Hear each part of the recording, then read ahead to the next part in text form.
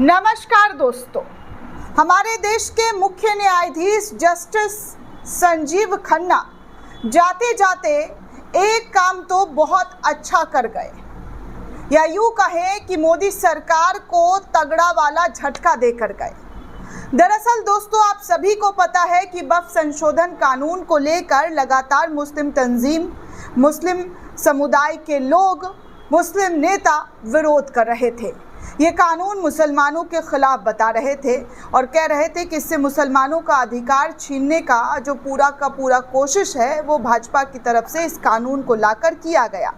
हालांकि बीजेपी ने इस कानून को लेकर कहा कि देखिए, ये कानून जो है बहुत बेहतरीन है, बहुत अच्छा है, बहुत उत्तम कानून है। लेकिन जब सीजीआई ने इस पर हामी भरी सुनवाई की तो सुनवाई में बहुत सारे सवाल पूछे और सवाल पूछने के बाद जो कई सारे क्लॉजेस थे उन क्लॉजेस पर उन्होंने रोक लगा दिया। फिलहाल तो दोस्तों रोक है, राहत है।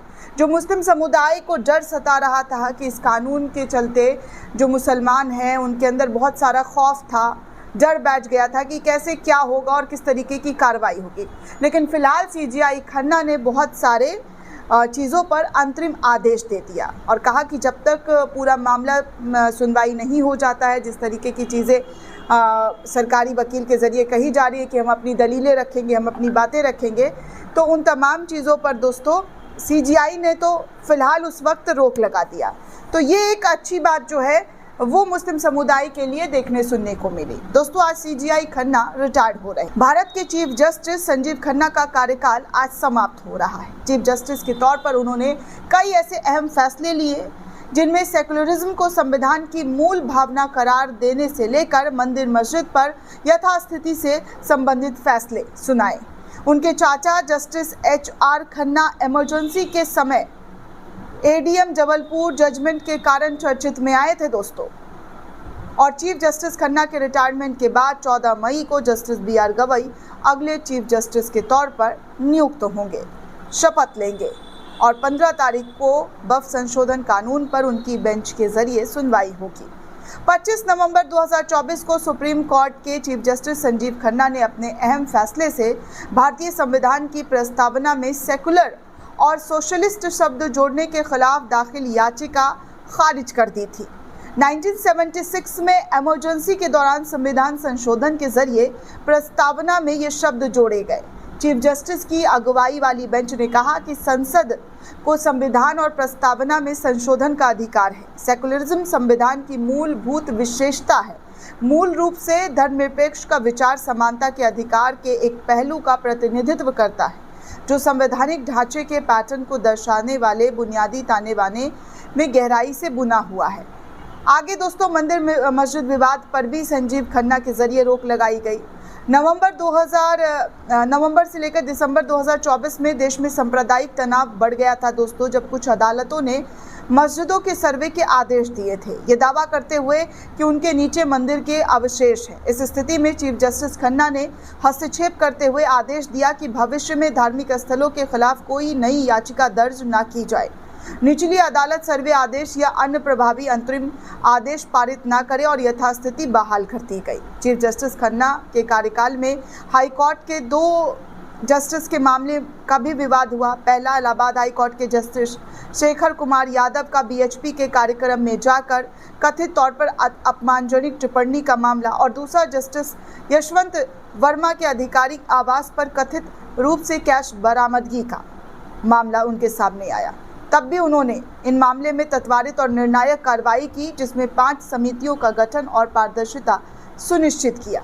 यहाँ तक कि राष्ट्रपति को भी पूरा का पूरा मामला जो है वो अवगत करा दिया, क्योंकि जब उनको जो है जस्टिस वर्मा को जो है कहा गया कि आप अपने पद को छोड़िए, तो उन्होंने पद छोड़ने से इनकार कर दिया। तो ये पूरा का पूरा मामला जो है राष्ट्रपति के पास भेजकर उनको वहाँ से हटाने की बात कर दी। दोस्तों, चीफ जस्टिस खन्ना ने अपने कार्यकाल में कई अहम फैसले लिए जो व्यक्तिगत स्वतंत्रता की रक्षा करते हुए उनका फैसला राधिका अग्रवाल मामले में GST अधिनियम और सीमा शुल्क अधिनियम के तहत गिरफ्तारी प्रावधानों के दुरुपयोग एक अहम कदम माना गया। उन्होंने यूपी पुलिस को भी चेतावनी दी कि सिविल केस को क्रिमिनल केस में ना तब्दील किया जाए। चीफ जस्टिस खन्ना की अगुवाई वाली बेंच ने कहा कि सुप्रीम कोर्ट में सिविल विवादों में एफआईआर दर्ज किए जाने की चुनौती देने वाली याचिका की भरमार हो गई है और ये प्रथा कई न्यायिक निर्णयों का उल्लंघन है। सुप्रीम कोर्ट ने कहा कि सिविल उल्लंघनों के लिए आपराधिक मामला दर्ज करना स्वीकार्य नहीं है। तो जस्टिस खन्ना के कुछ अहम फैसले ये भी है दोस्तों कि उन्होंने ईवीएम की सुनिश्चितता बरकरार रखने के लिए फैसले दिए। जस्टिस खन्ना उस बेंच का हिस्सा थे जिन्होंने अनुच्छेद 370 को निरस्त करने के केंद्र सरकार के फैसले को बरकरार रखा। इलेक्टोरल बॉन्ड को गैर संवैधानिक करार दिए जाने वाली बेंच का भी हिस्सा जस्टिस खन्ना जो हैं वो रहे। भारत के 91 चीफ जस्टिस खन्ना का कार्यकाल करीब 7 महीने का रहा दोस्तों। जस्टिस संजीव खन्ना 18 जनवरी 2019 को सुप्रीम कोर्ट के जस्टिस के तौर पर नियुक्त किए गए। 2005 में जस्टिस खन्ना को दिल्ली हाई कोर्ट का जस्टिस बनाया गया था। उनका जन्म 14 मई 1960 को हुआ है।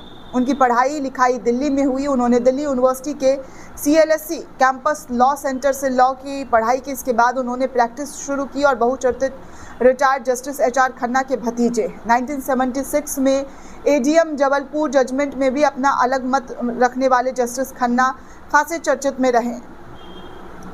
और तो और उस फैसले पर भी सुप्रीम कोर्ट ने आपातकाल के दौरान अनुच्छेद 21 जीवन और व्यक्तिगत आज़ादी को निलंबित किया जा सकता है, जिसमें 5 जजों की बेंच ने जस्टिस खन्ना से असहमति वाला फैसला दिया था। इस कारण वो खासे चर्चित में रहे थे। उनकी सीनियरिटी को दरकिनार करके जस्टिस HR खन्ना को तब की सरकार ने चीफ जस्टिस नहीं बनाया था। इसके बाद जस्टिस खन्ना ने इस्तीफा दे दिया। HR खन्ना ने, जो उनके चाचा थे, उन्होंने इस्तीफा दिया और न्यायिक हलकों में जस्टिस HR खन्ना का नाम बेहद सम्मान से लिया जाता है। बाद में सुप्रीम कोर्ट के 9 जजों की संवैधानिक बेंच ने 24 अगस्त 2017 को आपातकाल के दौरान 1976 में 5 सदस्यीय सुप्रीम कोर्ट के बेंच के उस फैसले को भी गलत बताया। और हाल फिलहाल में बफ सुनवाई को लेकर आपको पता ही है कि उनके फैसले ने कईयों की जो है पेट में दर्द कर दिए थे, जिसके बाद तीखी टिप्पणी भाजपा के सांसदों के ज़रिए सुनने को मिली। दोस्तों, इस पूरे रिपोर्ट को लेकर आप क्या सोचते हैं, आपकी क्या प्रतिक्रिया है, हमें कमेंट करके ज़रूर बताइएगा। साथ ही साथ चैनल को ज़्यादा से ज़्यादा लाइक, शेयर और सब्सक्राइब करना बिल्कुल भी ना भूलें। धन्यवाद दोस्तों।